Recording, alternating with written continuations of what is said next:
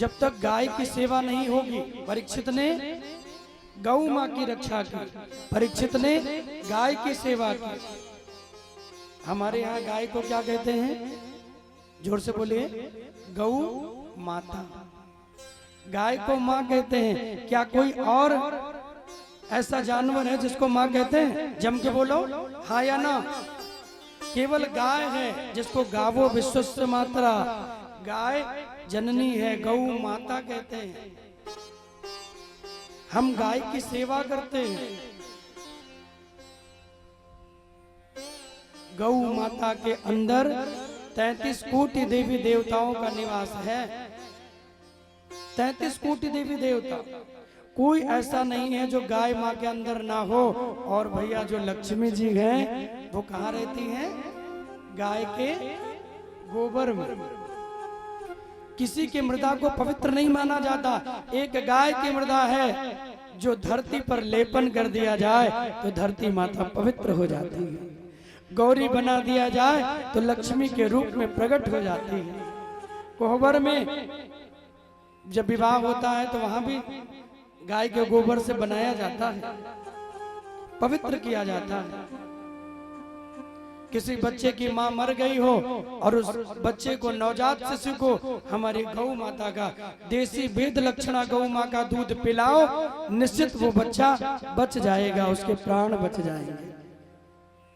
ये कृपा है गौ मां की। इसीलिए हमारे शास्त्रों में नियम है, पहली रोटी गाय के लिए निकालते हैं।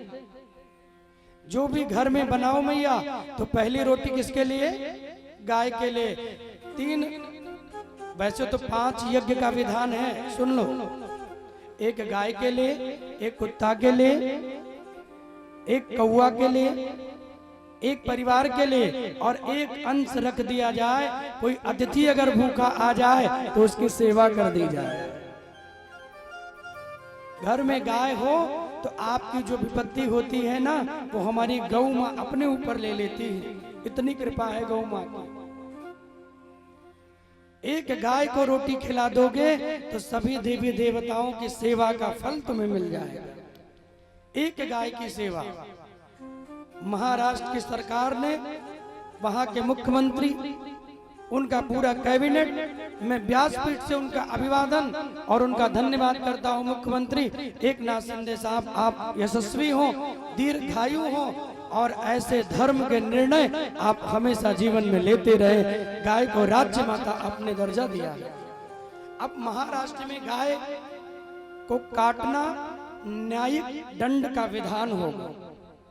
अब महाराष्ट्र में गाय को जो काटेगा, जो गाय की हत्या करेगा, उसको दंड मिलेगा।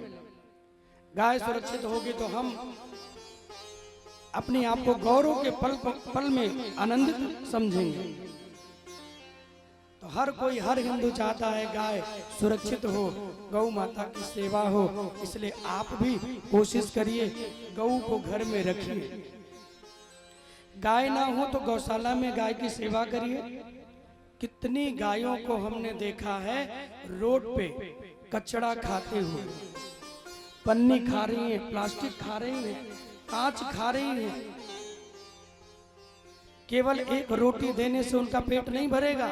लेकिन हम 100 करोड़ से ज्यादा हिंदू हैं। लोग कहते हैं क्या रोटी देने से पेट भर जाएगा?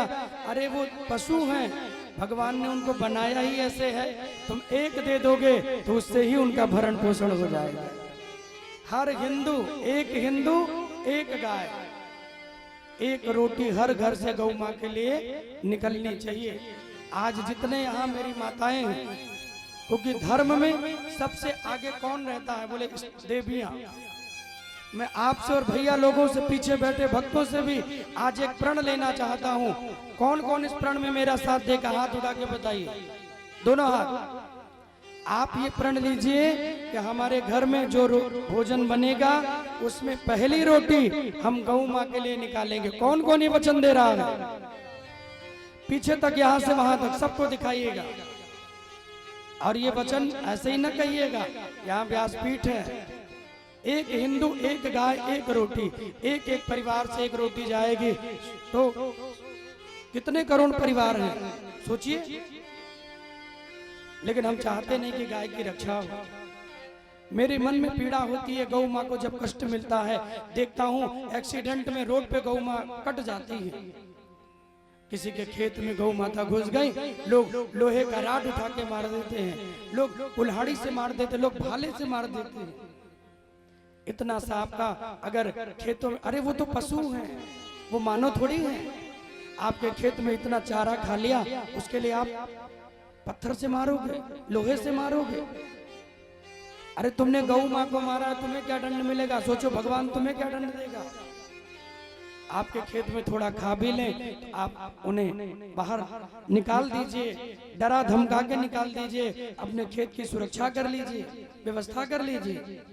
लेकिन गाय को लोहे से, राड से, नुकीले हथियारों से कभी वार मत करिए। गाय जननी है, गाय माता है, हमारा पोषण करती है। हम हिंदुओं के लिए गाय माँ है। हम सब की ये नैतिक जिम्मेदारी है, हम सब मिलकर आओ ये प्रण लें कि हम गौ माँ की सेवा करेंगे और गौ माँ की रक्षा करेंगे। बोले गौ माता की जय हो, बोले गौ माता की जय हो, बोले गौ माता की।